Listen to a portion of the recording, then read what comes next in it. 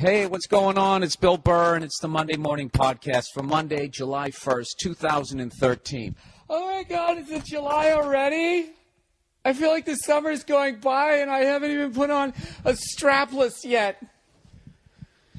Oh, have another vodka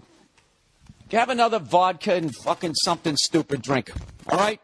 Now, why are all the wires tangled up? Christ, now, this is no way to start a podcast. What's going on? Jesus fucking Christ. Isn't this amazing just how fucking tangled up some shit can get? You know, how do snakes do it? Just going around. They're basically like a fucking mic wire, aren't they? They could kill you. Some of them.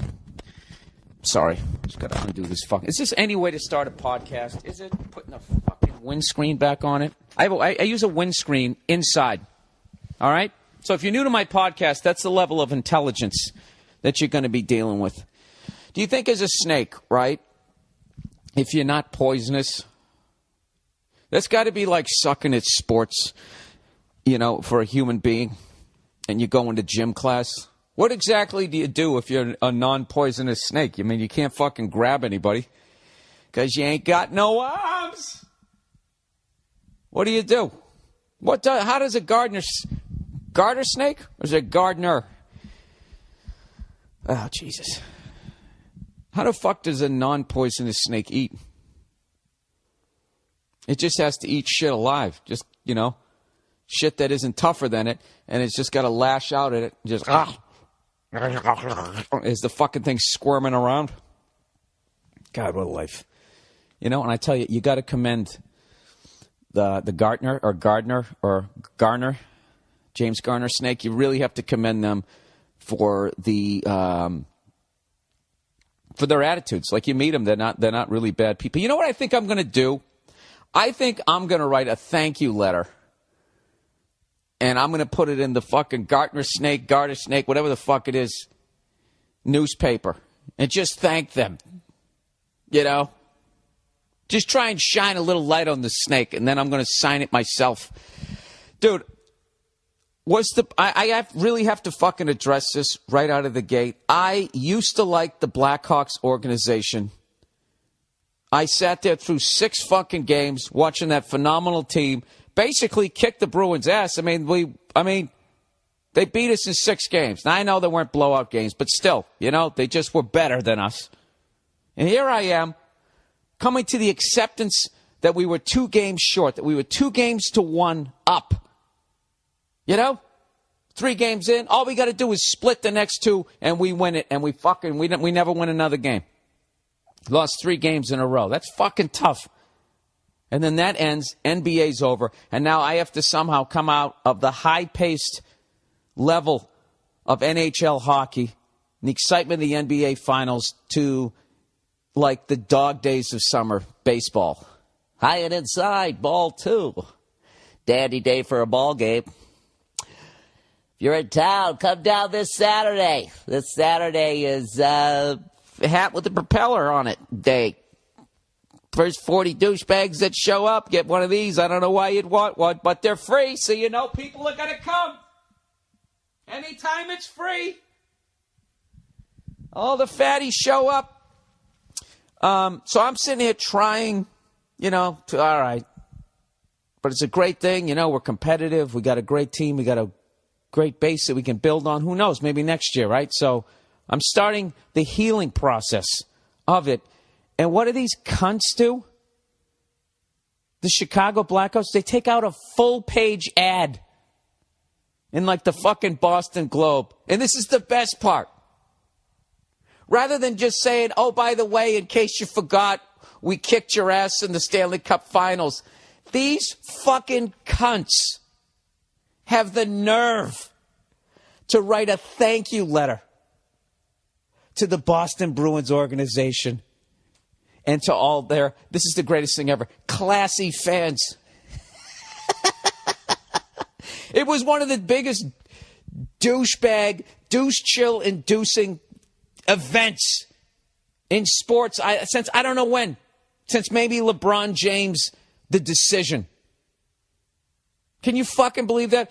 First of all, First of all, let's just act like this was sincere and this was not grandstanding by the Chicago Blackhawks organization to just shine a light on them so everyone could be like, gee, well, aren't those guys classy? Isn't that swell? Because that's basically all that letter achieved. Okay? I don't want to speak for the entire Bruins fan base, but we don't need a fucking pat on the head telling us we're classy by you fucking brat-eating cunts out there with your Freddie Mercury mustaches. The fuck do you think we need that for? We played a 7-game series. It only went 6. You were the better team. Our team shook hands with your team. It was it. Classy fan. Do you fucking believe the balls on those fucking Blackhawk cunts? Can you believe? First of all, I want you to find an article out there. Because I know all the Blackhawk fans were like, it was a classy move. They were saying, thanks to the Bruins. They didn't have to do that. Let me ask you, fat, open heart surgery cunts out there. Huh? 9 out of 10 people out in Chicago have that zipper scar right up the middle of their fat fucking torsos. All right? And I was nice to them the whole fucking playoffs. Playoffs, right? Dude, I want you to find one fucking article out there about the Blackhawks thanking the Bruins that actually has the writer then talking about, like, wow, what a great organization the Bruins are. Man, their fans are so classy, the Blackhawks actually had to address it a week after the series was over. What is it about the Bruins organization that makes them so classy, Marv? Well, I gotta tell you, ever since the days of Eddie Shore, I want you to find one of those articles. Because I'll tell you, there's not one. All that letter of apology did was facilitate more fucking praise for the Blackhawks. Like, well, can you believe these guys? I mean, they win the Stanley Cup, and then they have the intestinal fortitude to sit there and that fucking horse shit, just heaping more fucking praise on them. It was a brilliant move by them. You know what I mean? You know what it looked like? Like that. They looked like they were drunk texting. Like they had won the Stanley Cup and they had so much booze. They get to that point right before you pass out where you're just thinking of all the great people in your life and you want to start crying. So you start calling people up. Call your buddy up who doesn't have a drinking problem, like 2 a.m. He's freaking out that his fucking something happened to his mom. You know, did she fall down again? Picks up the phone. Hey, man, it's me, Mark. I just want to tell you, look, I'm drunk. I know I'm drunk, but I just want to thank you, I just want to, for being my friend, man. That's what the fuck they did. So that letter of apology is a fucking embarrassment to hockey. And if this starts a trend where every year, I swear to God, next year, somebody's going to win, and they're going to be like, well, no, now we have to write a letter of thanks. Can you they wrote a letter of thanks telling how classy Bruins fans are. Can you just take that in for a second? I'm actually going to wait 5 minutes of silence to wait for Montreal Canadian fans to stop fucking rolling on the ground laughing. Okay, you back? You Blue Blanc douches up there, right? I've been watching the Bruins since the early 80s. I'm going on 30 years of being a fan. Never has anyone ever even remotely suggested that Bruins fans are classy. We're a bunch of fucking animals. Now, I left Massachusetts in 1995. Okay? So there is a disconnect to me with that city. But do you remember last year when the Bruins got knocked out of the playoffs? We lost in overtime. And that dude Ward, forget his first name, scored for the Washington Capitals. And unfortunately, the dude was African American, and he beat the Bruins. And literally, like an eighth of our fan base went on Twitter and started dropping the N-word like it was 1938. You know? I don't know why I picked 1938. You know what I mean? And somehow, within a fucking year, we are so goddamn classy that the Chicago Blackhawks have to take time off from drinking out of that cup that you know fucking Chara took a shit in it. Right? I hope he did. They had to take time out to see how classy we are. Now, either the Chicago Blackhawks are the biggest bunch of fucking morons ever, which there's no way they are, because they won it 3 years ago, completely dismantled their team, and were able to build it back up again like the fucking Marlins. Right?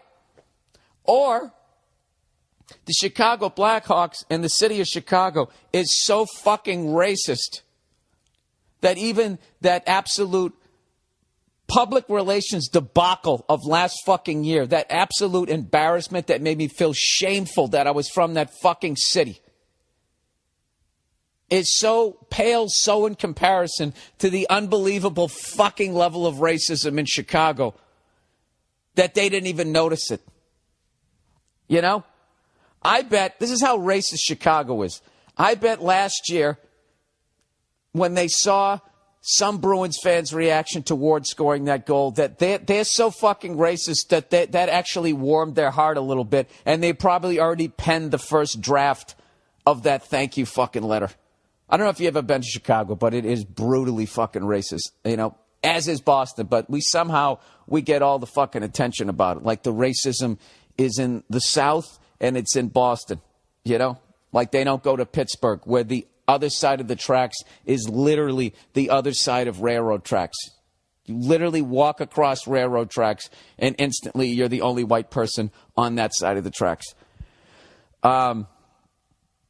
Anyways, that was, you know, I still like the Blackhawks, but if you think I fell for that on any fucking level, that letter of apology.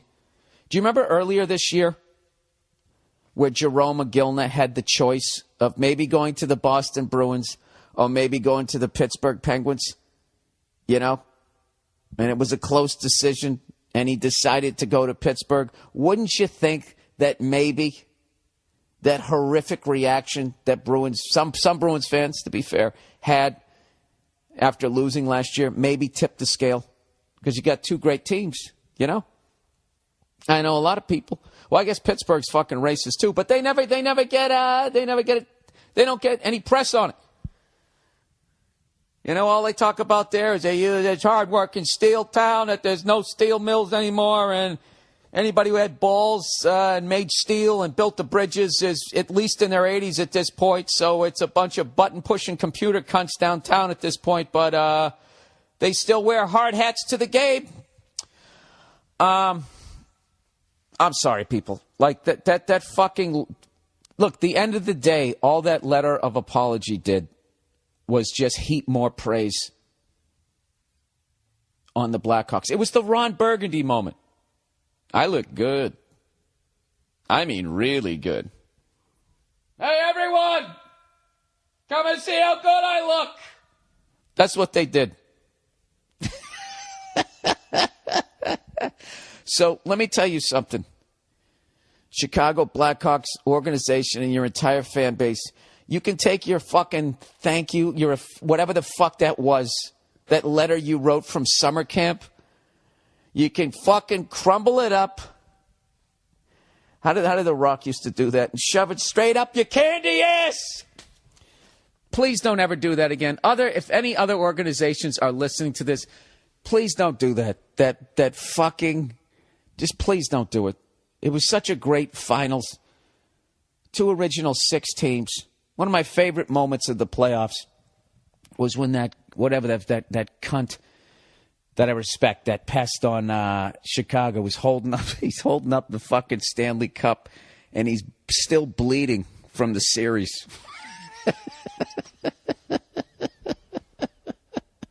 Even in boxing, they stopped the fucking blood. You know, they got some guy there pressing down on it with that compress thing, and he's got his gloves and shit, and it's just hockey. Guy's fucking bleeding, and like, it doesn't even, you know, wait, I guess UFC, they could be bleeding pretty bad. Well, look, you have to go to literally sports where they're beating the shit out of each other. And by the way, to all you fucking non-hockey fans who still think it's the slapshot era, there was not one fight the entire series. It was phenomenal. For all you fucking pansies out there, sitting in your Afghans while wearing aprons who wait for Olympic hockey and then lie to true hockey fans going, if this is the way hockey was, I would watch it. No, you wouldn't. You wouldn't, because that is the way it is, you fucking idiot. Those are all NHL players in the fucking game, you asshole. Oh, I am on a tear this week. So there you go. Fuck you, Chicago. Congratulations.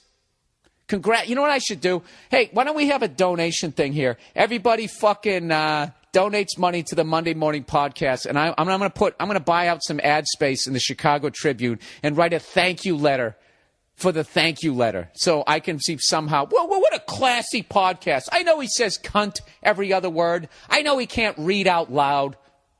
But this is just indicative. Fucking losers.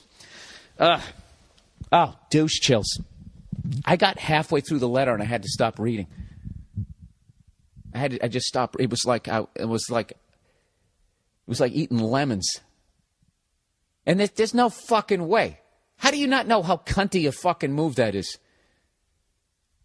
It's actually hilarious. If that's how they meant it, to just, hey, you know what? I bet they're just starting to get over losing in the finals. Let's fucking remind them. You know what it's like? It's like when you break up with some chick, right? And it's like women have that sixth sense when they can tell you're starting to have good days and you're getting past them, so they fucking call you up and just mind fuck you all over again. All right. I'm done. I still can't hate the Blackhawks because I've always liked that team and I've always loved that uniform. But Jesus, that is a fucking. I don't know what to tell you. They already traded Dave Bolling. Can you believe that? These fucking guys getting draft picks. You're gonna trade a fucking guy. You're gonna trade a guy with ice water in his veins at the most crucial moment in the season. He's just such a fucking great player. I think the Maple Leafs got a fucking steal, and I think they learned something with that. Oh, wait a minute. No, they've always been doing. They got Phil Kessel, and they gave us a bunch of draft picks, but we drafted well. All right, just wait. Strike all of that. But I think the Maple Leafs got a lot better, and the Blackhawks got a lot worse. I am not a big fan of draft picks. Like, hey, let's take this proven guy. Dude, Dave Bolland, he's one of those guys. He's one of those guys. Those are the guys that win you the fucking cup. You know? Everybody always looks at the stars and all. It's those fucking guys like him. We just come in and fucking knock your stick off the puck, and all of a sudden, he's got the puck right over to the slot, and then the big fucking shiny superstar scores. Those fucking guys in the corner. I'm telling you. I wish the Bruins got him. You know, I'm going to write a letter of thank you to the Chicago Blackhawks for getting rid of one of their best players. Blackhawks thanks Bruins, City of Boston, in open letter. Okay, so basically this article, this is in Toronto.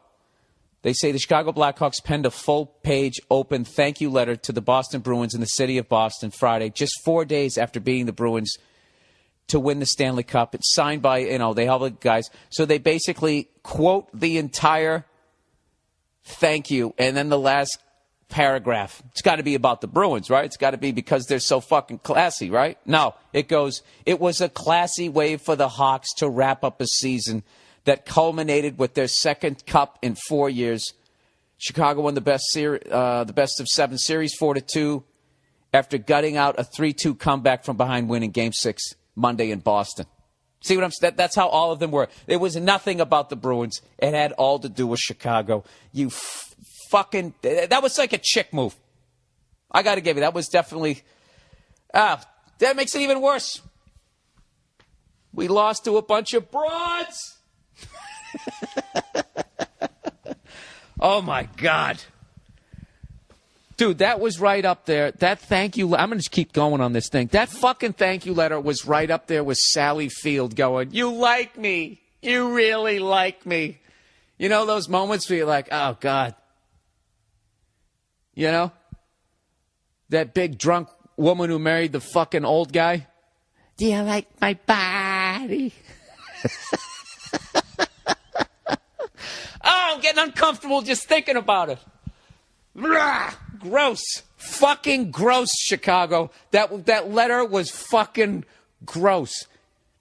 And if this was the intention to make me feel this way, then hats off to you. I'll buy you fucking a round of drinks. The whole fucking city. I'll buy you a fucking round of drinks. If this is what you wanted to achieve. That letter was worse than losing the fucking series. That's how bad it was. Ugh. All right. Did I get it all out of me? I don't know.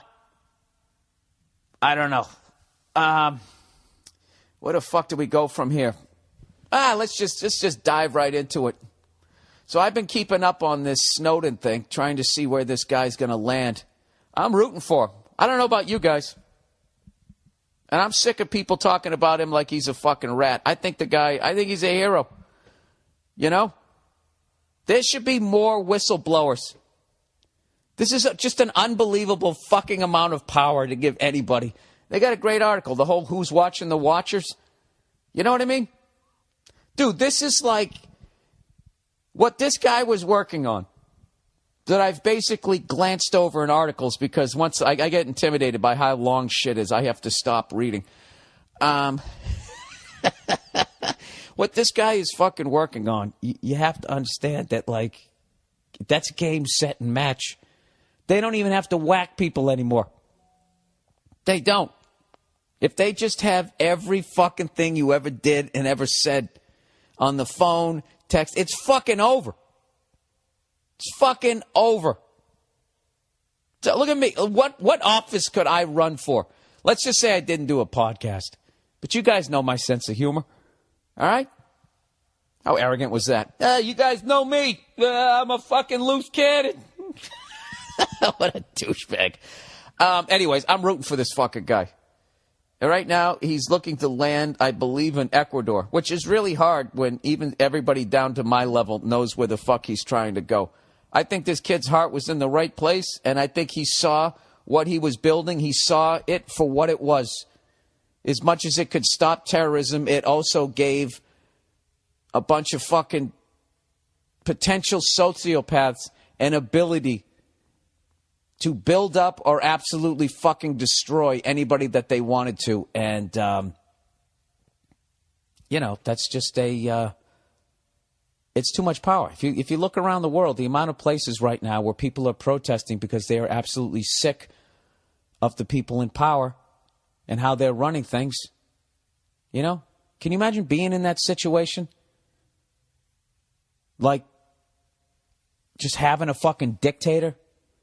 And the guy's, kidnapping and raping and just gassing your own fucking people. Just can imagine being in that fucking situation. Like that's, when your life starts, that's what's going on in your country. And you got to spend your whole fucking life trying to topple that. And now you're going to have something in place like this where, everybody's got to try to start an entire revolution by sitting there with their hands over their mouth like Joe Pesci and De Niro in Casino. I think that Arab Spring, they saw it for what it was. It's like, Jesus Christ, these fucking guys. These guys, look what can happen with these social networks now. I saw a thing over in Bahrain or something. These people go to prison for criticizing the king. First of all, you shouldn't have a fucking king this day and age. A king? How fucking old are you? Grow up. Get a fucking job. Right? So people tweet, hey, I think the king's a bit of a cunt, and they go to jail for a year. Now, I might be paranoid, but I think this is the road we're going down. Jesus, Bill, you're in way over your head. I know I am, but it's fun. That's what this section is. Every fucking week now when I do world politics.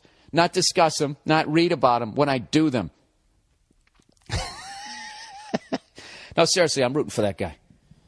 And I'm a paranoid fucking psychopath, so take it for what it is. But, I see how the average douchebag, he goes from nobody to being a bouncer in a club. 9 out of 10 people, human beings, can't even handle that level of power, and they become a dick, you know? The next thing you know, they're trying to finagle fucking blowjobs out of girls dressed like whores for whatever particular reason, just so they can get in this club and go in there and damage their hearing and possibly get herpes. Right? Isn't that the club scene, man? All right. 2 advertisers this week. Everybody settle in. 2 advertisers that are going to change your life and how you feel about it. eVoice, everyone. All right, look, having your own receptionist would be great. Hell, it'd even be phenomenal. But paying their salary is really expensive. That's why hundreds of thousands... If this goes into sweatshop labor, I'm quitting this podcast. That's why hundreds of thousands of entrepreneurs are now using eVoice to enhance their image, work faster, and make more money. Oh, good, it had a happy ending. Here we go. You can try eVoice right now for free when you go to the podcast page on BillBurr.com and click on the banner. With an eVoice account as your virtual assistant, you can get your own local or toll-free number and dial-by-name directory. All your calls will be professionally answered and routed wherever you want. eVoice starts at just $10 a month. $10 a month. eVoice even transcribes your voicemail messages and emails them to you instantly. Just like with the real receptionist, but without the high cost. You can operate like a top executive, but stay lean like a startup and blow away your competition. eVoice is even mentioned as a key tool for today's businesses in both Inc. magazine and Forbes. All right? I think you should do this, everybody. I believe in eVoice, and I want you to try it for free right now for 30 days. For your free trial of eVoice, go to eVoice.com, promo code Bill. That's eVoice.com, promo code Bill. Or just go to the podcast page at BillBurr.com and click the eVoice banner right now. All right? Please do that. Can you please do that for me? And when you're done doing that, you're probably thinking, like, I really enjoy watching TV. I wish there was a more efficient way to do it. Well, old Billy Redface has the way. Hulu Plus, everyone. You've tried streaming hit shows on your PC on Hulu.com. Now it's time to start your free trial of exclusive content in your living room and on your mobile devices on Hulu Plus.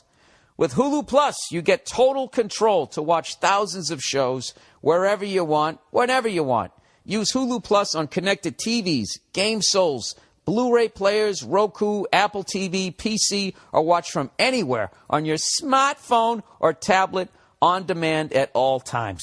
And with Hulu Plus, you can binge on full seasons, watch your favorite current shows, and even full series runs of classic TV shows. It's endless. They got Community, Modern Family, South Park, SNL, Jimmy Kimmel, Family Guy, and more. Hulu Plus is only $7.99 per month.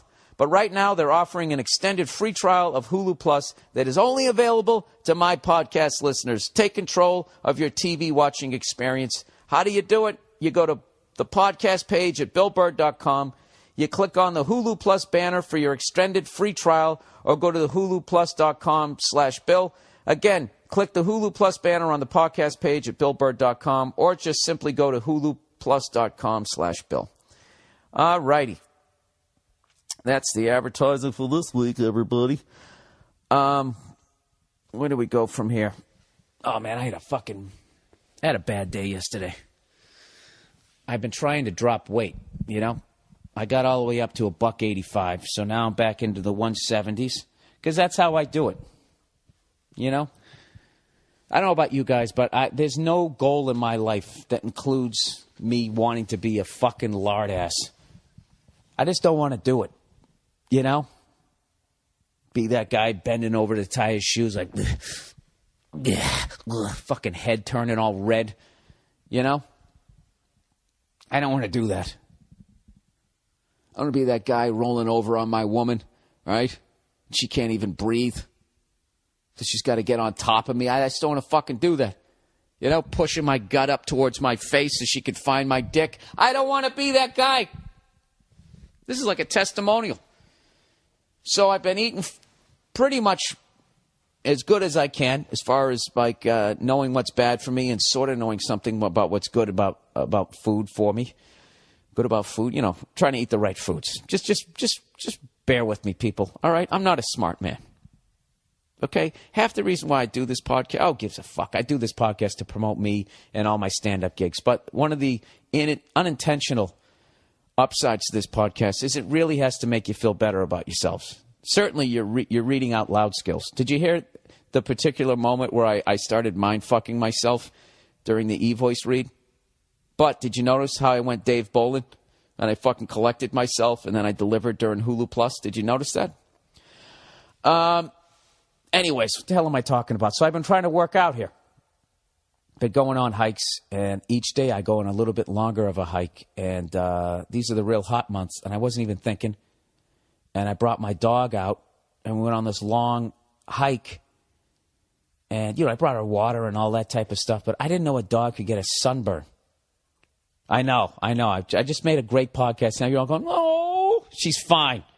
But the top of her nose, she has little flakes on it. I feel fucking horrible. Horrible. And then I think she was walking on the dirt for too long and it was hot, like she was walking real gingerly last night. So she had a flaky nose and she had a little tender paws. Do you know what it's like to see a jacked pit bull going, as it's walking down the fucking street and not complaining, still wagging its tail? I feel fucking horrible. So this morning, I literally carry my dog like a baby out to the grass.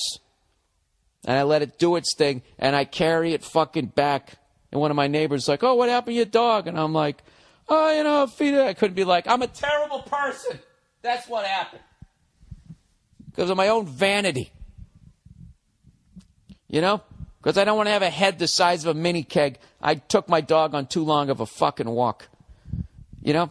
I'll tell you what's great about a fucking dog is right now if I asked her if she wanted to go for a walk, like her head would pop up. She'd absolutely freak out, and she'd tough it out again. Because that's the level of loyalty that a dog has. The kind of loyalty that a cat would never have. Oh, Jesus, Bill, you're gonna do dog and cat material? What is it, the 80s? Why don't you go upstairs and go put on a blazer? Pull up your fucking sleeves to the elbow? Huh? Get some hair extensions so you can actually grow a fucking mullet? And compare the two. So I feel fucking horrible. But I have been losing weight, everybody. My goal, I want to get down to about $168, but I want to be fucking shredded. Just one more time. I want to do it all. Do it to me one more time. Give me fucking ass before I go completely bald. Oh, I want chicks to look at me and like my freckled stomach just one more fucking time. Ooh, I haven't had abs since the early 90s. Sorry.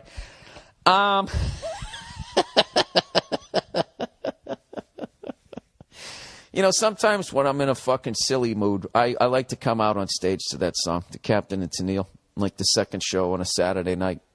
Do that to me one more time. It just puts everybody in a silly, goofy mood. I start dancing around like an idiot. Girls put their head on somebody's shoulder. Girls do that shit when they just see somebody enjoying life. And they just go, I want to enjoy life too. And they just put their head on their shoulder. All right? Put your head on my shoulder. Boo, boo, boo, boo, boo. Wipe your makeup off on my shirt. Boo-doo-doo-doo. It will never come out. You selfish lady. Lady. All right, let's get to some sort of... this is kind of weird, because I'm trying to learn all the capitals. I can go from fucking... Reykjavik, Iceland, however the fuck you pronounce it, all the way over to the Philippines at this point. It's great. Now I kind of know where they are. I always get Middle East was rough. And you'd think about how many times we've gone over there and we bombed shit that I would kind of start to look at the other countries around there, but you just don't. You know what it is wherever you live, that's what you know. Gee, Bill, that was really deep. You got any more fucking... I'm such a fucking moron. Why do you listen to this? Huh? No, wherever you are, you just sit there and you watch the weather. And they'll have, least in the United States of America. America! White America! What the fuck? Who did that one? That's one of those songs I listened to like 2 seconds of it. Oh, by the way, is there a white Al Sharpton out there that I can call for being offended? I watched that Devious Maids last night because I just got to see how they're going to get 5 years out of that absolutely horrific fucking premise. And if you can just see how they make the fucking the white characters on that show, I swear to God, it's the fun. You got to watch it. All right? Devious Maids. Put that on your to-watch list. You have to watch the white characters on that show. It's fucking hilarious. They make them so cartoonishly evil. Like, one of the maids, all the maids are Latino. The whole fucking show, really, if you look at stereotypes, is probably pretty fucking annoying. So all the maids are Latino, right? They're working for these fucking rich white people. I think they had one Latino couple just to fucking level it off. Just beyond evil white people. So there's one of them's like a movie star, and she needs to get a facial. And her Latino maid is... Can I say Latino one more time? Her fucking maid is crying because she's trying to get her kid up from like Honduras or wherever the fuck they're from. But their dad died. It's basically Good Times set in Central America. You know? Damn, damn, damn. However you say damn. It's Spanish. Huh? Puta, puta. No, it's bitch. I don't know what the fuck it is. Anyways. So she's sitting there crying because she wants to get her kid up there. And the white lady is listening. And you're seeing emotions on her face. And you think, oh, finally, they're going to actually show that a white person can have a heart on this show. And then the person, she just goes like, yeah. So where's the father? And the father is dead. And she's just like, oh, okay, well, I can't give you time off to reach out to your kid because I have to get a facial.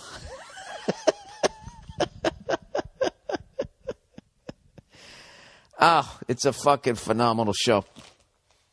Meow, everybody. Me fucking yow. And I know that there's a bunch of morons watching the show, you know, from the Latin community going, see, that's how white people are. They don't take care of their kids. They're all rich and they're all getting fake. Not saying every Latino person, but I know a good certain percentage. You know what? I get white people deserve it then. Because we've been doing that forever, right? It's about time the stereotypes and the ignorance came back around to our neck of the woods. You know what? Good on you. Good on you, horny housemaids of the fucking OC, whatever the fuck it's called, devious housemaids. They're devious, everybody. You fucking pay attention when they do that turn-down service. You don't know what they're liable to do, those devious maids. Anyways, let's go. So anyways, I've been trying to keep up on, learning the capitals and knowing where shit is. Like all these years to listen to fucking Bob Seger singing about Kathmandu. I didn't even know where it was. It's in Nepal, everybody. Do you remember Bob Seger? Speaking of fucking having that roast beef torso. You know, the buttons bursting on his fucking Western shirt. That's why I'm going to Kathmandu. I used to sing that in the warehouse. That's where I'm really going to. If I ever get out of here, I'm going to Kathmandu. And I always thought, I don't care if you get the East Coast. I thought it was in, like, Mexico. It's in Nepal. I thought Nepal was the capital of fucking India. It isn't. Nepal's a fucking country. New Delhi is, everybody. New Delhi. I always thought, you know, that'd be a great idea for a fucking sandwich place. You get a bunch of guys from India, from New Delhi, come over here. They start at Delhi. They make American sandwiches better than Americans, and they call it New Delhi. You get it? It's a New Delhi. But after a year, it'd be like, why? Is it still a New Delhi? Anyways. So I was looking up some shit, and somehow I'm getting so into the geography, I'm starting to look up, like, islands in Guam. And I remember, a few weeks ago when I was talking about the Spanish-American War that I thought took place in, like, fucking Texas, and involved the Alamo. And then I discovered that it was fought over in the Philippines, and I believe Guam I can't even remember, in Puerto Rico. Something fucking nuts like that. I don't fucking remember. So I started looking up on Guam. Do you know that they actually had trials over there? War crime trials for Japanese soldiers? Actually, not soldiers, the higher-ups. Just like Nuremberg. And people got put to death and hung, Not a lot of them, but they still did. And there was all kinds of fucking atrocities that happened over there. I had no idea. I think basically, for the most part, you can Google any country, anywhere, and just type in war crimes after it. That's what blows my mind about all of that shit. And they've said it before, like what we did in Dresden and all that. If we lost, when we firebombed that city, they were just like, you realize if we lose that we're going to be sitting there waiting to get hung. You realize this shit. And then they just go, you know what? It's like a roulette wheel. They just push all their chips on red. Fucking spin the wheel and drop the marble. How do you sleep at night running a fucking war? Just knowing that if you lose, you're going to be sitting there with your head down, with your fucking headphones on, listening to people talking about what a monster you are. The same people who did basically what the fuck you did, to a certain extent, except now they're considered heroes, and then you get, it's the fucking worst, And then those guys write a letter of thank you for being such a class actor in your fucking during your trial. So anyways, there you go.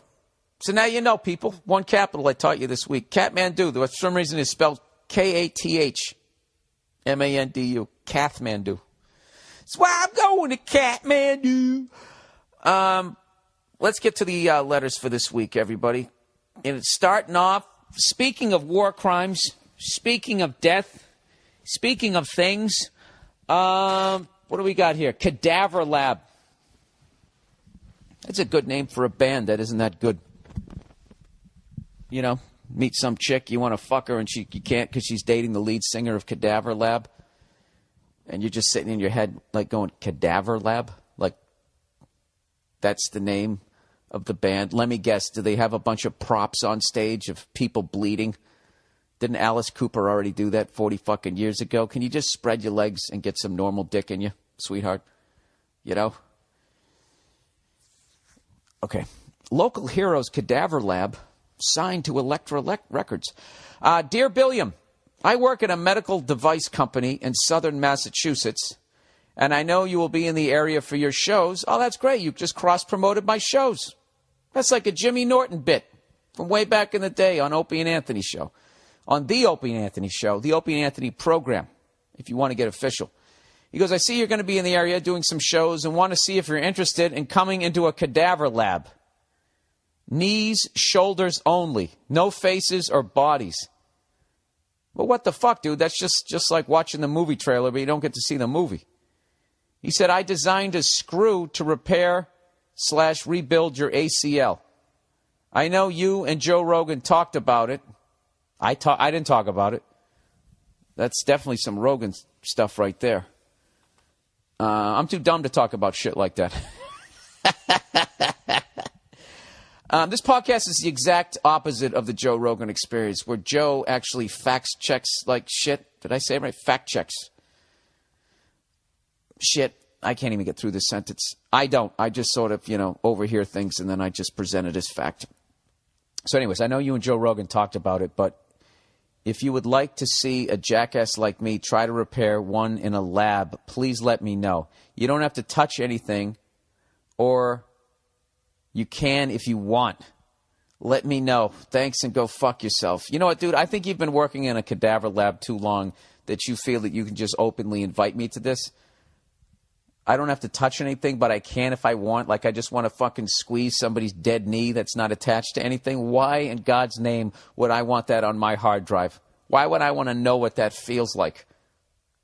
To squeeze a rigor mortis fucking knee.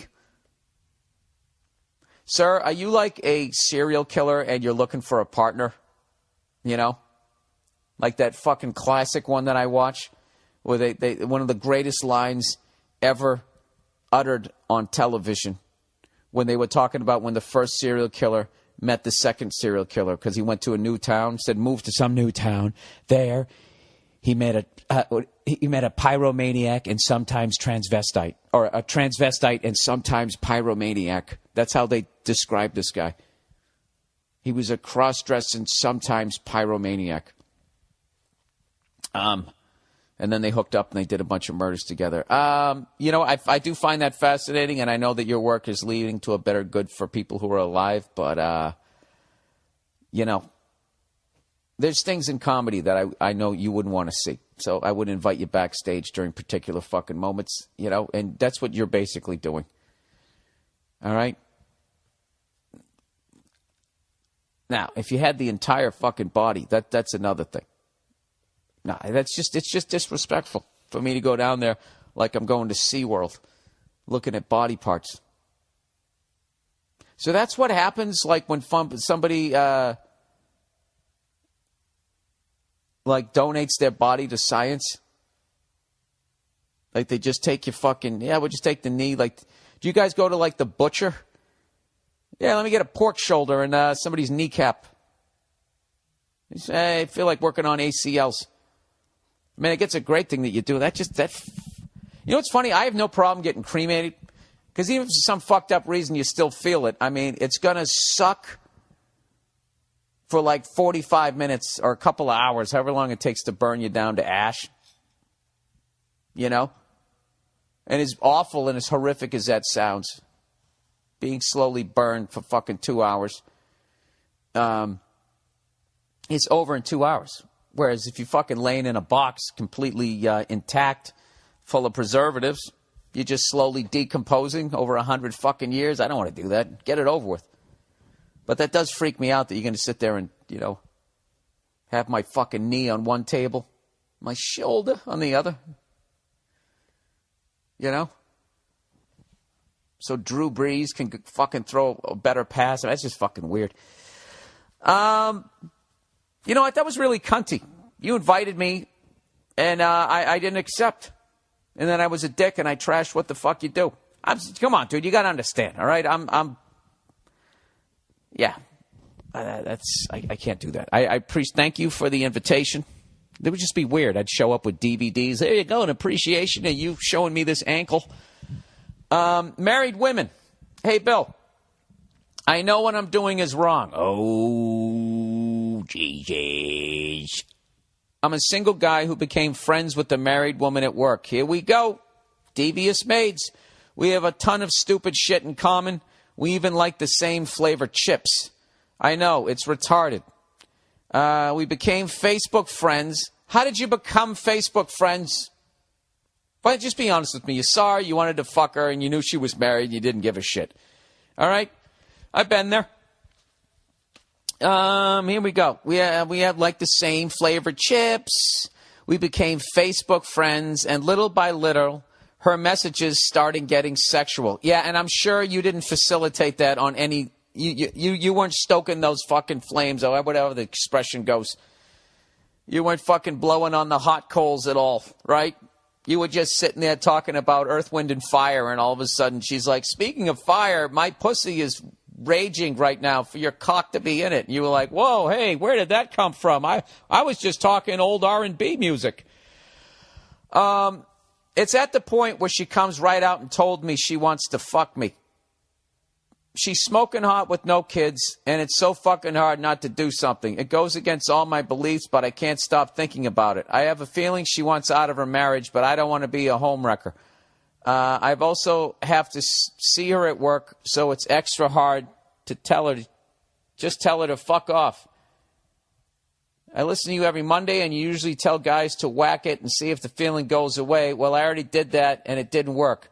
I'm just an average attractive guy and want to fuck her, but like I said, I know it's wrong. Can you just come to Canada and shoot me in the fucking head? That's hilarious. Oh, and he said from Scotland. Oh, so she's loving that accent. All right, dude. Not only are you going to be fucking a married woman, it's where you work. And the odds of that coming out. And once you start fucking somebody at work, as much as you try and keep it on the down low, everybody knows. They can tell by your body language. Everybody at work already knows that you guys want to fuck each other. They already know that. So when you do fuck, everybody's going to know that. And then in 6 months, when you go to get a raise and you walk in there and it's either going to be A, you're sitting across the desk from some other guy that wanted to fuck her but didn't and is jealous of you, or B, it's a woman who's jealous of that hot bitch that you fucked and wants to be as skinny as her and is actually annoyed on some subconscious level that you didn't try to fuck her even though she wouldn't have fucked you. Either way, it's going to affect your money. Don't do it. Don't do it. Been there, done that. Trust me, don't fucking do it. It does not end well. All right? You don't want that on your resume. It's awful. It's awful. It's an unforgivable act. Don't do it. All right? You don't want to do it. Your dick wants to do it. And this is a great opportunity to be to steal from the Seinfeld show, to be master of your domain. All right? You don't have to tell her to fuck off. Just say, listen. All right? I would love to have sex with you too, but I can't do it while you're still married. So when that situation changes, come by and knock on the non-existent door of my cubicle, and I will put you right on my fucking generic plastic desk that everybody else has that was fucking bulk ordered from some Staples somewhere. And I'll fuck you in front of everybody. And I'll have my fucking O-face right over the top of the cubicle. And I'll fuck you right here at work. But until then, get out of my crib. What movie was that? Get out of my crib. All right. Wild Bill. I'm 28 and have been living in Japan for 5 years. Oh, that's probably pretty cool. What an experience. For the past year and a half, I've been dating a fine specimen of a woman from your country, but recently ended things. Well, I'm glad you did, considering you look at her like she's something you've collected in a lab. Dude, there's so many people who are so close to being a fucking serial killer. A fine specimen. You sound like one of those Nazi fucking doctors. That's a very fine specimen. It's a human being, man. A large part of this was due to us being from different countries. Her being from the good old USA, me being from another guy from Scotland. These guys from Scotland are fucking killing it. I wish I could do a good Scottish accent. I can't. The only thing I can kind of do in a Scottish accent is the shit that they said to me. Where the fuck's the fucking podcast? And that was probably terrible, right? Oh my God, that's more like Northern Ireland. Shut up. Nobody cares. All right, where am I going here? A large part of this was due to us being from different countries and her being from the good old USA, me being from Scotland, and our employment contracts coming to an end in a few weeks. Originally, she planned to come back with me, but now I'll be braving Scotland alone. Since the breakup, I've been feeling down and generally acting like a little emo bitch, crying, drowning my sorrows, and worrying that I'll never get with anyone ever again. Let's stop right here. Sir, there's nothing wrong with feeling like that and addressing it and crying. That's exactly what you're supposed to do. That's what the ladies do, and that's why they're more they don't die as soon as we do. You can't push that shit down. Cry, like, literally to not cry is you're denying a natural emotion. It'd be like, would you ever deny being happy? Or like, I'm going to laugh. Like, I'm going to fucking tough it out and not laugh. You got to let it out. That's your body trying to heal itself. If you don't, that shit just stays in you. It just spoons around your fucking arteries. I'm telling you. Dude, that was one of the greatest things I saw. When Chris Bosh, when they lost the fucking NBA championship, and he walked down the tunnel and just collapsed and just fucking cried it out. Do you understand how advanced of a human being that guy is as a man, that he could do that? And did it, TV cameras and whatever, and just said, yeah, I was disappointed. I just needed to cry it out of me, and I feel better. You know? I think it's a great thing. Oh, by the way, if you missed that, I was on Conan this week. The wonderful people over there had me on the show again. Oh, Jesus, I'm an asshole. I'm not even thinking here. The movie The Heat, everybody, is the #1 movie in the country. From what I heard, I didn't look it up, but I heard it did really well. So I want to thank everybody for going out to see it. I want to thank Conan O'Brien and everybody at the Conan O'Brien Show for letting me come on the show, run my mouth, and hype the movie. I'd like to thank Paul Feig, the director, for putting me in the movie and everybody else that I got to work with. I went to a screening of it last week. It was fucking awesome. Bunch of big laughs. Please go see it, because it would help me out. And everybody else in the movie would really help it out. So thank you to everybody who went to go see it. Thank you to anybody who even thought about seeing it. And whatever. Chris Bosch was one of the guests on the show. And I was going to say hello to him, but I always get like a little freaked out before I have to go do panel. You know, it's like you got to... I was trying to think, like, what the fuck am I going to talk about? And I don't like going out there having, like... I don't know. I like going out there and just saying something, because then that sets me into just being there rather than, you know, like when you do that, they do these things where they do like a pre-interview. They'll do it on radio and everything. And then it just becomes this weird, phony conversation where you come walking out there and they just go, you know, hey, Bill, have you ever lit your foot on fire while mowing a lawn? And then I go, as a matter of fact, I have. I was mowing my lawn. It's like... It's almost like the host has like ESP. You know what I mean? And there's that whole just trying to fucking fake your way into doing this thing that everybody knows you're going to do. So I always try to fucking throw something out there. And Conan's awesome because he just fucking rolls with it. And I always have a great time. So, and always get more fans by doing that show. So thanks again to everybody over there at Conan for getting me on. And if you missed it, I retweeted the whatever you kids call it, the clip there, and I'll be doing it again this week on the podcast page, and you can watch my little interview there. You should actually watch the whole show. It's a great show. Anyways, let's plow ahead here. Where the fuck am I? Since the breakup, I'm feeling down, crying, blah, blah, blah. However, now that those feelings have subsided, the real worry is not whether I'll find someone, but what kind of person. Yeah, I'm talking about looks here. Okay, I currently live in an area of Japan famed for its beauties. Dude, this guy is just crushing it. This is what you do when you're a young man, is you move to another country with beautiful... Every country has beautiful women. You just move there, and all of a sudden, you're fucking interesting just because you're asking them where the restroom is. Just because you have an accent. Right there, you're going to get 40% more pussy if you even remotely have any game. It's going to happen for you. All right, I currently live in an area of Japan famed for its beauties. Scotland, on the other hand, does not boast this distinction and also has the highest level of obesity in Europe. Does it? I didn't notice any fat people over there. I mean, I just think in general, Great Britain, just people have that fish and chips torso. Then again, I am coming from the States. You know, we go hard out here. So what advice can you give to a poor wee laddie returning to a country of bad food, even worse weather, and now also finding himself having to wade through a dating pool of biological clock-ticking, tanning challenge, third-round draft pick ladies? That's hilarious. Dude, you know what? The only thing I can tell you is save up your money and you got to go back. You got to go back. Not only, you got to go back to where they have even better-looking women than where you were in Japan. You know, maybe go down to the Caribbean or something like that. This is what it is. You opened Pandora's box, no pun intended, and you know the selections that are out there. See, people who never travel, they just end up fucking somebody in their hometown, and then they get married, you know, and it's just like they ate the same food their entire fucking life. They don't know any better.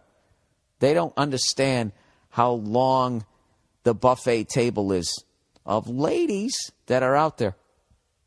You know, like if I was a guy right now I am a guy, all right? But let's just say I wasn't a guy.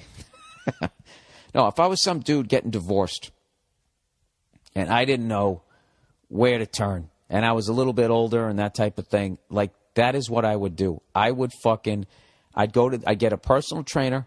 I would get in unbelievable fucking shape. And I would get my ass down to the fucking Caribbean, and I would find myself some island girl, absolute stunning beauty, who's on island time and is completely laid back and that type of shit, right? And I would fucking marry her. I'd find love down there. Start all over again. and just fucking, you know, and just give into their vibe. Start walking around barefoot. Start chilling out. Just relaxing. Going out, doing your fucking job, making the money, and then fucking coming home to this absolute exotic beauty. That's what the fuck I would do. Rather than come home and go fuck the female version of you.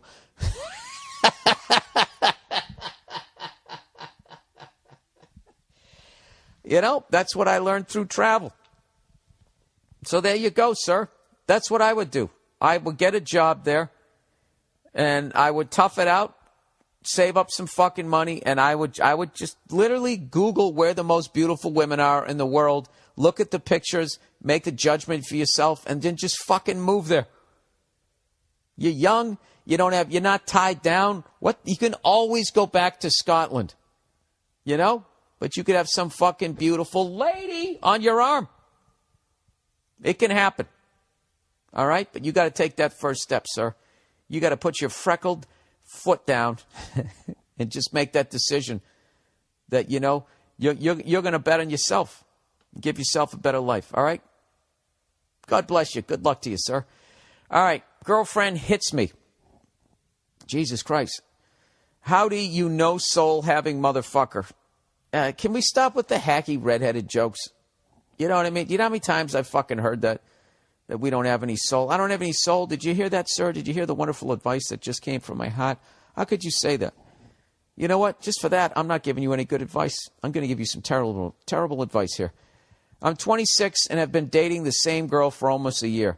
She's a dime, fucks like a champ, great job and family, sweet as corn syrups, and the whole fucking 9 yards. Anyways, about 3 months ago, into the relationship. That's what he called it, everybody. The relationship. You see what he did there? He took the P out and put a T. What's the deal with relationships? He goes, we get drunk at her friend's house, and she starts going fucking nuts running around. I try to talk to her, and she slaps me right across the face.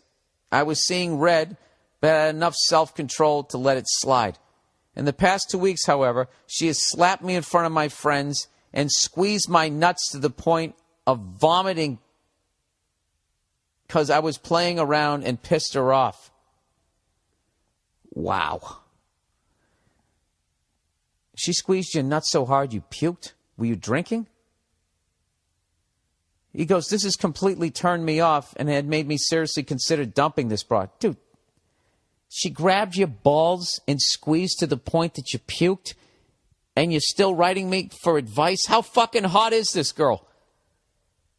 He goes, I'm a big guy and obviously can't respond, so I got to stand there like a dildo and just take this shit. Oh, dude, at what size do you feel like you could come back with an overhand right? Although I got to tell you, there really is nothing funnier than if a guy slaps a fucking... You seen that video on the internet where that woman slaps that security guard and he fucking slaps her right back and she is stunned for like a second and a half and then just puts her hand up like a little kid, just goes starts crying. I am not pro-violence towards women. I am not, but that is some funny shit, and I stand by it. Go fuck yourself. It's fucking hilarious.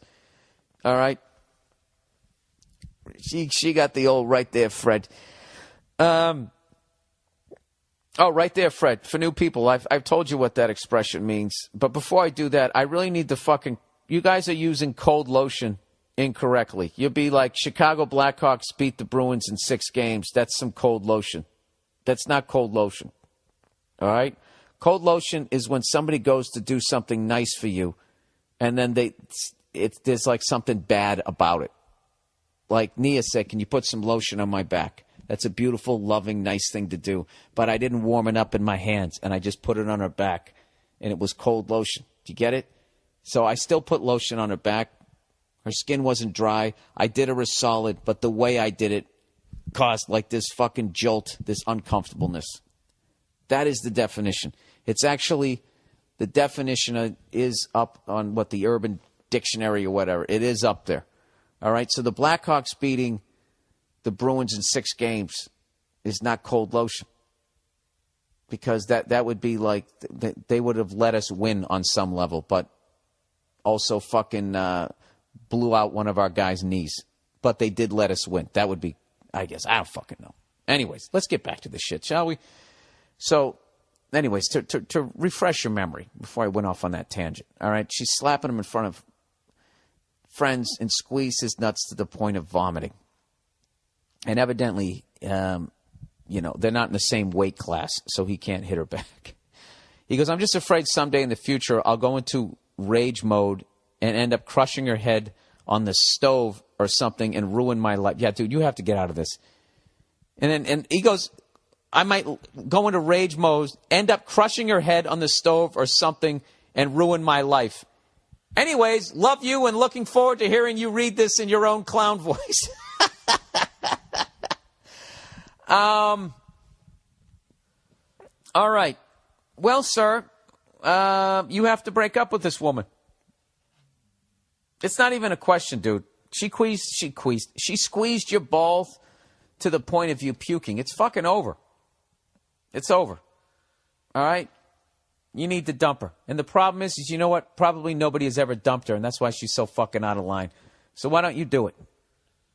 You know, you're kind of fucked up now because you didn't do it in the moment.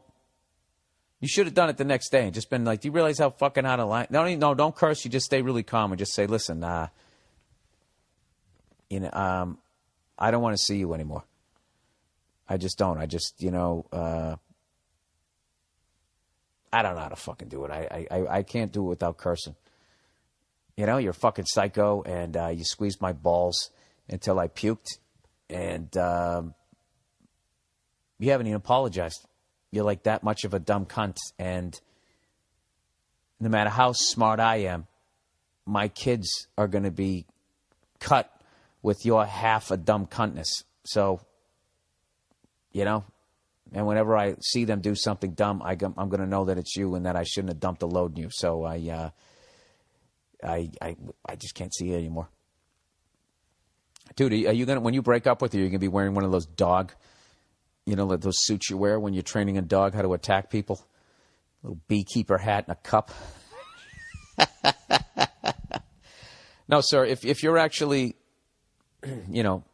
having fantasies of slamming her head on a stovetop, yeah, I would definitely get out of it before you ruin your life. Unreal. Actually, and dude, you don't want to do that. Actually, watching the unbelievably depressing and sad story of Aaron Hernandez, just watching somebody losing their life and then somebody else just throwing their life away, and that fucking depression where you're just like, as everybody's out there chasing money, you just feel like, if I had all that money and I had a big house, I would finally be happy and my life would be perfect. And just seeing somebody have all of that and just throwing it all away. It was one of the most depressing fucking things I've ever seen in my life. Creepy, chilling, the whole fucking 9 yards. And this is how fucking hilarious Boston fans are. My friends are calling me up going, you believe this Hernandez story? I go, yeah, oh my God, I can't believe it. And they're just going, yeah, what the fuck?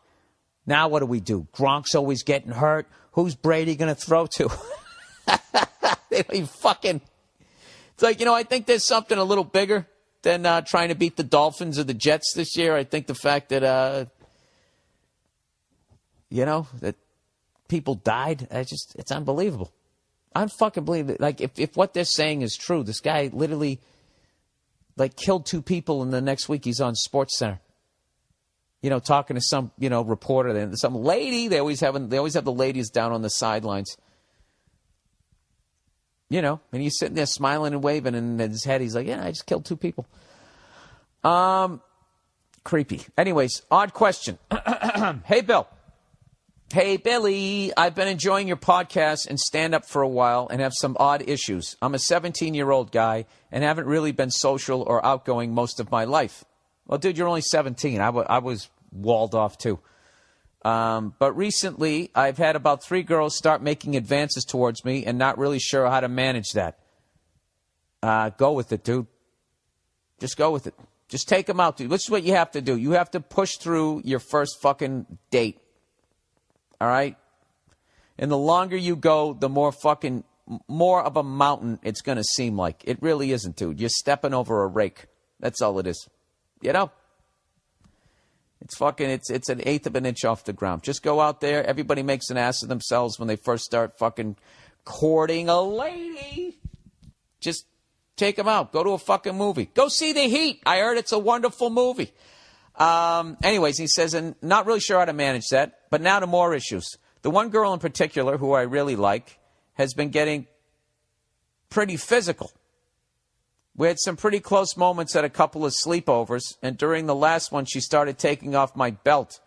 I gently moved her hands away and brought them up to my chest level, but she's been more sexually aggressive in terms of initiating stuff than me. Why might you ask? Did you get molested? I'm going to guess. He goes, why might you ask? Don't I want to give it up to this girl? He goes, well, I have a small dick. Oh, man. He goes, laugh it up, whatever, go dude, I would never laugh at you like that. Having a big dick or a small dick is not a skill. It's just luck of the draw. He goes, I make up for it in character. So not asking for from experience because from the sound of it, you're doing just fine. Dude, I'm average. I'm fucking right down the middle. You know, if my dick was a car, it would be a fucking Taurus. No, that's a full-size car. What am I saying? It would just be like, an Altima.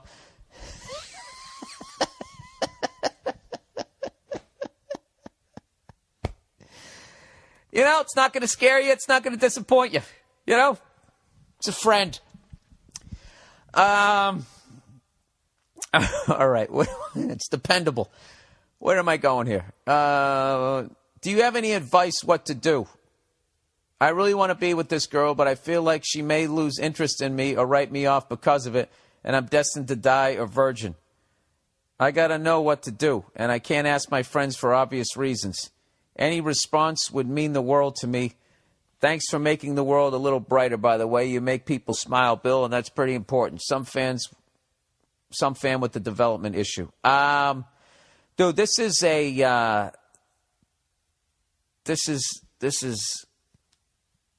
beyond my capabilities, other than to say, like, I would really talk to somebody. You know what I mean? Because this is really like a crucial fucking thing where, yeah, you could be so embarrassed or something like that it's going to cause you to miss out on being with somebody. Look, there's guys with little dicks that get married all the fucking time who find love and that type of thing. So your situation is not hopeless, There's guys with fucking big, believe me, there's women with big dick, there's women with guys with big, there's women out there with big dicks too, There's just a whole bunch of fucking people out there, everybody, and I don't judge any of them. There's women out there with guys who have fucking big dicks that, they're out there fucking around on them or they don't have a fucking job. It's not all roses. All right? And after a while, I swear to God, after a while, all a fucking woman wants you to do is just bring home some goddamn money, just have a fucking job, treat me with respect, and raise our kids right. If you do that, you're hitting a fucking home run. All right? So, I would seek out some professional advice, and then, I don't know, dude. You know what? If I had a fucking little dick, I would just own it. I'd own it. Just get it out there. Just fucking tell her right off the bat. And then I would fucking please her at least 2-3 times before I fucking went to go do my business. And, yeah, I think that's just something. You just got to get it out there. That's what I would guess. But I would definitely talk to somebody about it because this is obviously it's bothering you. It would fucking bother anybody. And I want you to succeed, So that's what I would do. Does that make sense? I hope that fucking helped you out. What the fuck did I do with my goddamn questions here? It was still... I'm the worst. Jesus, now I gotta look this up. Yeah, seriously, dude. I would never make fun of somebody for something like that. You know what I mean? I would. I pick on people for writing thank you letters after winning a championship under the guise that they're actually trying to do us a fucking favor. Geez, they're so swell. All right, let's get back to this here. So good luck with that, sir. And where the hell am I? Odd question.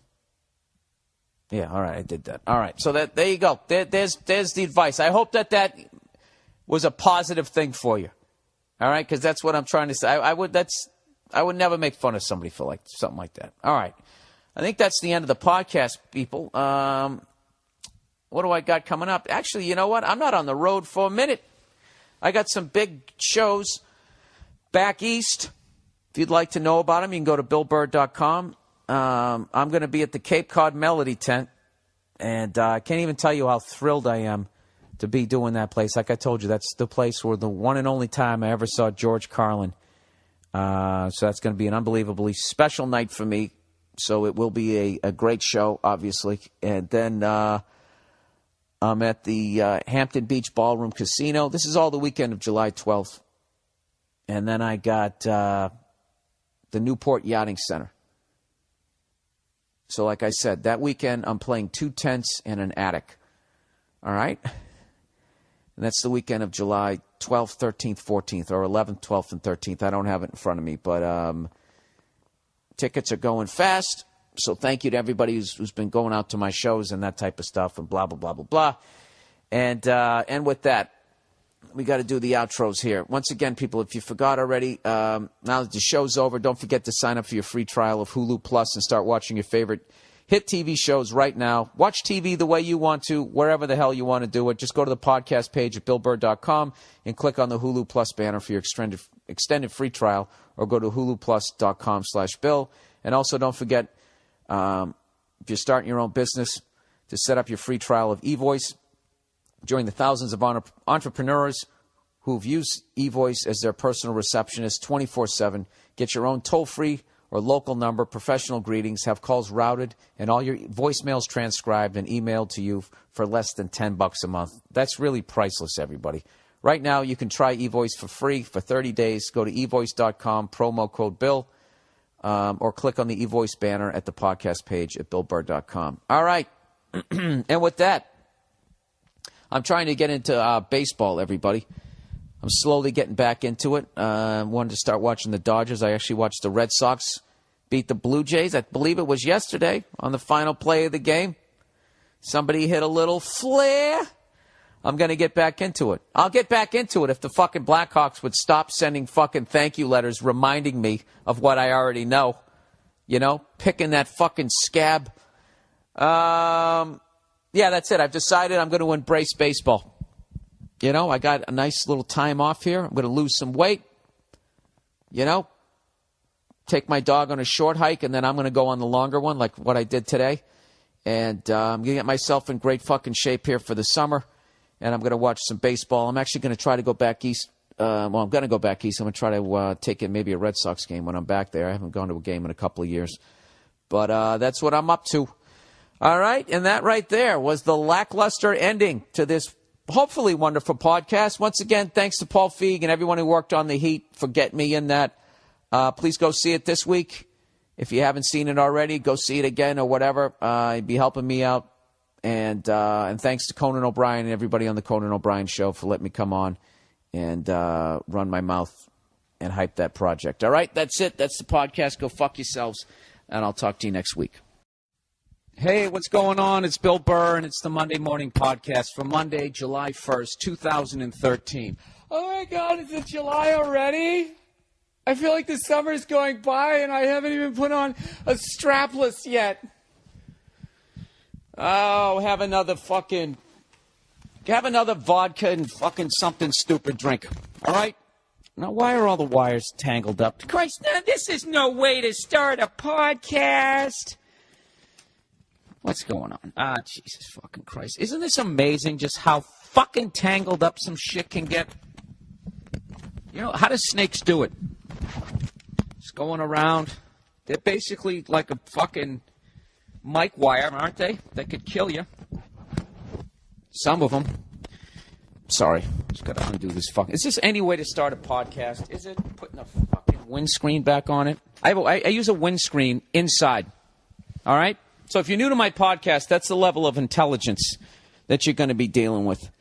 Do you think as a snake, right, if you're not poisonous, that's got to be like sucking at sports, you know, for a human being, and you go into gym class? What exactly do you do if you're a non-poisonous snake? I mean, you can't fucking grab anybody because you ain't got no arms. What do you do? How does a garter snake? Or is it a gardener? Oh, Jesus. How the fuck does a non-poisonous snake eat? It just has to eat shit alive. Just, you know, shit that isn't tougher than it, and it's just got to lash out at it. Just, is the fucking thing squirming around? God, what a life. You know what I mean? You know what it looked like? Like that. They looked like they were drunk texting. Like they won the Stanley Cup and they had so much booze. They get to that point right before you pass out where you're just thinking of all the great people in your life and you want to start crying. So you start calling people up. Call your buddy up who doesn't have a drinking problem, like 2 a.m. He's freaking out that his fucking something happened to his mom. You know, did she fall down again? Picks up the phone, like, hey man, it's me, Mark. I just want to tell you, you know, look, I'm drunk. I know I'm drunk, but I just want to thank you. You know, just for being my friend, man. That's what the fuck they did. So that letter of apology is a fucking embarrassment to hockey. And if this starts a trend where every year, I swear to God, next year, somebody's going to win and they're going to be like, well, no, now we have to write a letter of thanks. Can you they wrote a letter of thanks telling how classy Bruins fans are. Can you just take that in for a second? I'm actually going to wait 5 minutes of silence to wait for Montreal Canadian fans to stop fucking rolling on the ground laughing. Okay, you back? You Blue Blanc douches up there, right? I've been watching the Bruins since the early 80s. I'm going on 30 years of being a fan. Never has anyone ever even remotely suggested that Bruins fans are classy. We're a bunch of fucking animals. Now, I left Massachusetts in 1995, okay? You know, and I tell you, you got to commend the Garner, James Garner snake. You really have to commend them for their attitudes. Like, you meet them, they're not really bad people. You know what I think I'm going to do? I think I'm going to write a thank you letter. And I'm going to put it in the fucking Garter snake, whatever the fuck it is, newspaper. And just thank them. You know? Just try and shine a little light on the snake, and then I'm going to sign it myself. Dude, I really have to fucking address this right out of the gate. I used to like the Blackhawks organization. I sat there through 6 fucking games watching that phenomenal team basically kick the Bruins' ass. I mean, they beat us in 6 games. Now, I know they weren't blowout games, but still, you know, they just were better than us. And here I am, coming to the acceptance that we were 2 games short, that we were 2 games to 1 up. You know? 3 games in, all we got to do is split the next 2, and we win it, and we never win another game. Lost 3 games in a row. That's fucking tough. And then that ends, NBA's over, and now I have to somehow come out of the high-paced level of NHL hockey, and the excitement of the NBA Finals, to, like, the dog days of summer baseball. High and inside, ball 2. Dandy day for a ball game. If you're in town, come down this Saturday. This Saturday is hat with a propeller on it day. First 40 douchebags that show up get one of these. I don't know why you'd want one, but they're free, so you know people are going to come. We played a 7-game series. It only went 6. You were the better team. Our team shook hands with your team. It was it. Classy fan. Do you fucking believe the balls on those fucking Blackhawk cunts? Can you believe? First of all, I want you to find an article out there. Because I know all the Blackhawk fans were like, it was a classy move. They were saying, thanks to the Bruins. They didn't have to do that. Let me ask you, fat, open heart surgery cunts out there. Huh? 9 out of 10 people out in Chicago have that zipper scar right up the middle of their fat fucking torsos. All right? And I was nice to them the whole fucking playoffs. Playoffs, right? Dude, I want you to find one fucking article out there about the Blackhawks thanking the Bruins that actually has the writer then talking about, like, wow, what a great organization the Bruins are. Man, their fans are so classy, the Blackhawks actually had to address it a week after the series was over. What is it about the Bruins organization that makes them so classy, Marv? Well, I got to tell you, ever since the days of Eddie Shore, I want you to find one of those articles. Because I'll tell you, there's not one. All that letter of apology did was facilitate more fucking praise for the Blackhawks. Like, well, can you believe these guys? I mean, they win the Stanley Cup, and then they have the intestinal fortitude. That fucking horse shit, just heaping more fucking praise on them. It was a brilliant move by them. Anytime it's free, all the fatties show up. So I'm sitting here trying, all right. But it's a great thing, we're competitive. We got a great team. We got a great base that we can build on. Who knows? Maybe next year, right? So I'm starting the healing process of it. And what do these cunts do? The Chicago Blackhawks, they take out a full-page ad in like the fucking Boston Globe. And this is the best part. Rather than just saying, oh, by the way, in case you forgot, we kicked your ass in the Stanley Cup Finals. These fucking cunts have the nerve to write a thank you letter to the Boston Bruins organization and to all their, this is the greatest thing ever, classy fans. It was one of the biggest douchebag, douche-chill-inducing events in sports since I don't know when. Since maybe LeBron James, The Decision. Can you fucking believe that?